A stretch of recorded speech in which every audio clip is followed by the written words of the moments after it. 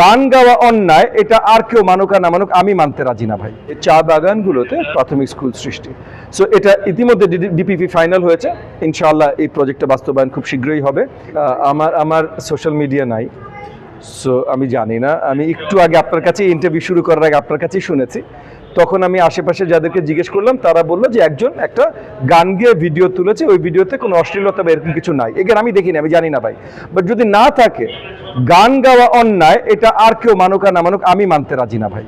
হ্যাঁ, সো বাকি ভিডিওটা আমি দেখিনি, আমি তো এটা নিয়ে মন্তব্য করতে পারি না। কালচারাল এডুকেশন পুরোপুরিভাবে আমরা ক্লাস 4 এবং 5-এ আমরা নিয়ে আসছি কালচারাল এডুকেশন। সো কালচারাল এডুকেশনের ভিতরে গান, নাটক, কবিতা, কেরাত, আপনার ডিবেট, বিতর্ক, এগুলো সব কিছু থাকবে।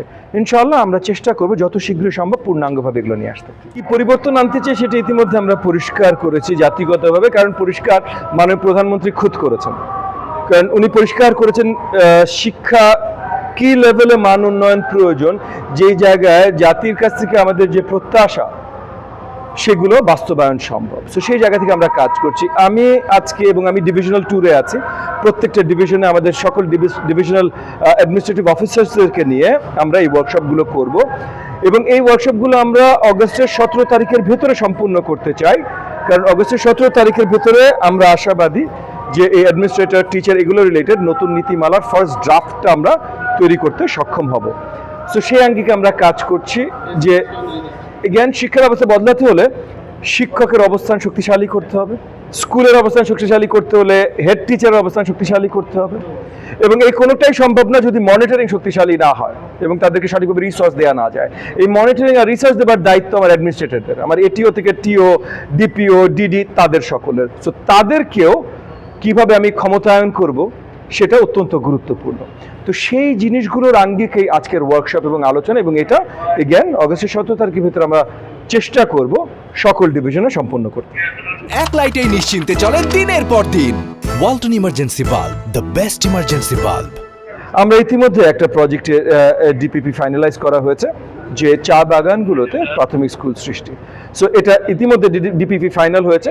ইনশাআল্লাহ এই প্রজেক্টটা বাস্তবায়ন খুব শীঘ্রই হবে। একই সাথে আগামীতে আমাদের প্রচেষ্টা থাকবে যে কিছু প্রাইভেট চা বাগান যেগুলো এই যে প্রজেক্টের ডিপিপির কথা বললাম সেই প্রজেক্টের অধীনে নেই, বাইরে আছে, তাদের মালিকদের নিয়েও বসা, যে সেই চা বাগানগুলোর জন্য আমরা আলাদাভাবে আর কি করতে পারি। এগেন প্রাথমিক শিক্ষায় আমরা সব কিছুরই মান উন্নয়ন করার কাজ করছি। সো এগেন টার্গেটটা হলো যে প্রাথমিক শিক্ষায় প্রথমত সকল 4 to 10 year olds, মানে 4 থেকে 10 বছরের সকল শিশুকে প্রাথমিক শিক্ষার অধীনে নিয়ে আসা, এটা হলো টার্গেট নাম্বার 1। টার্গেট নাম্বার 2 হলো এরা প্রাথমিক শিক্ষার অধীনে আসার পর এদেরকে শক্তভাবে ফাউন্ডেশনাল এডুকেশন দেয়া, মানে ভাষা, গণিত, এগুলো শক্তভাবে দেয়া। এবং তৃতীয়ত, জাস্ট অ্যাজ ইম্পর্টেন্ট, যে মূল্যবোধ ভিত্তিক এডুকেশন দেয়া, মানে আপনার ধর্মীয় মূল্যবোধ বলেন, নাগরিক মূল্যবোধ বলেন, পারিবারিক মূল্যবোধ বলেন। সো এই 3টা জিনিস পূর্ণাঙ্গ আকারে করার কাজ আমরা করছি। এগেন এগুলো যেহেতু শিক্ষক নীতিমালার উপরে কাজ চলছে, সেই জায়গাগুলোতে অ্যাড্রেস করা হবে।